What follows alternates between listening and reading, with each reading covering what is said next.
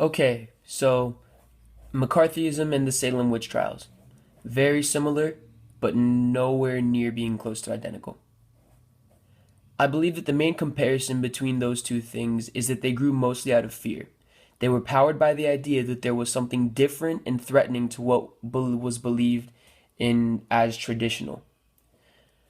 The first difference here comes in the fact that McCarthyism was based off of a difference in political policy.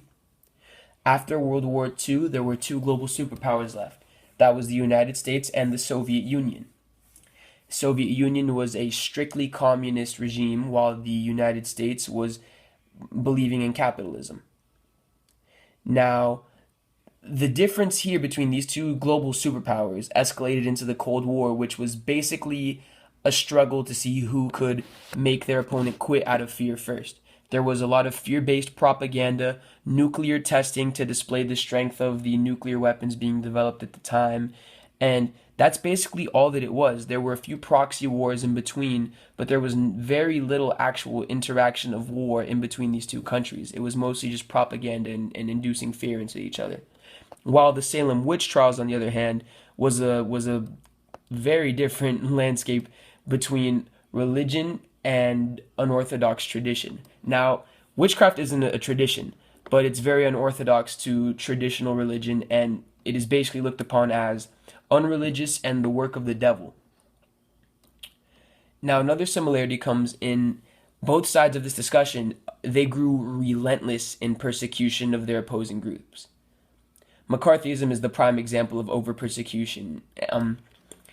The ideals of McCarthyism was that you did not have to be directly involved, but if perhaps a person or a relative who you may be associated with purely based off of who you knew and who you associated with yourself could somehow directly involve you in practice of that.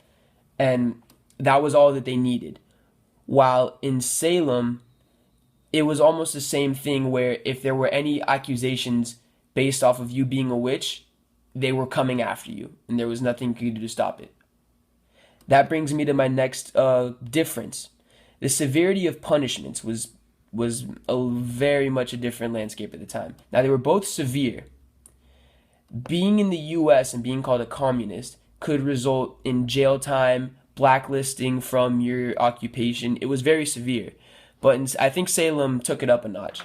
Being accused of witchcraft could result in immediate execution, hanging, burning by stake.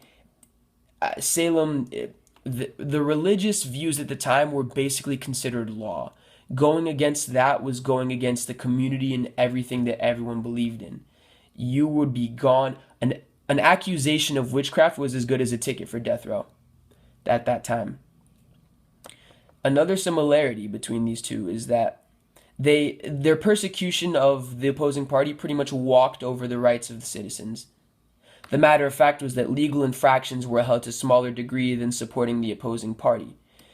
Now, neither of these two needed much evidence to make an accusation. In the Salem witch trials, most of these accusations were just based off of things that kids were seeing, and in the United States, all you needed was a little bit of association from indirect people and you were in. It was a very strange time, and many people were upset with the type of persecution that was happening. And it is considered that a lot of innocent people were persecuted, and it was a very difficult time, and it didn't represent either of these two parties very well. What strengthened these two was also seeing cases come to fruition. Now, it happened. There were, for example, Alger Hiss was found, and he was a high-ranking officer in the United States. He was found as a communist spy, and that sort of fed the idea that that communist infiltration in the United States, it's a thing, and it can actually happen. There's a proof of it. Someone who you would have never expected to have been a communist spy, he is. And that's the same thing with the Salem witch trials. People were burned, people were hung, and people were persecuted. It happened, and people were there to witness the deaths of others. And that kind of fed the idea that, oh man, this is happening, and it's in front of us, it's here. That really fed the ideas, and that's what kept them alive for so long. Now, what these two things also did is that they hindered their communities at the time, but in different ways. When I say that the Salem witch trials hindered the community, it hindered the community. It kind of represented that, the church was the main power in the community, and the going against it was death. In the United States, it was a little different, and it spread. This one may have been more severe. It spread to industry. It not only hindered the communities and made the United States look a little paranoid at the time, but it hindered, and a good example is what happened in film, the Hollywood 10. A group of directors and writers were blacklisted from their jobs, and they became kind of the centerpiece to opposition of McCarthyism. They were very upset because they believed that there was very little evidence to prove that they were part of a communist regime. Now, all in all, these two ideas, they stand in U.S. history as purely a reminder to what paranoia and false persecution can bring us.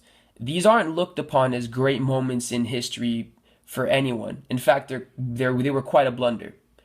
The Red Scare, McCarthyism, in showing how weak the United States could be in the face of opposition, and the Salem witch trials, and once again, in just the fact that sometimes we go a little crazy without having any actual evidence. So these events in history really serve as reminders as to what proper persecution and what proper advancements in our country and in our communities is going to take. These are basically the crash course in what not to do when things go wrong.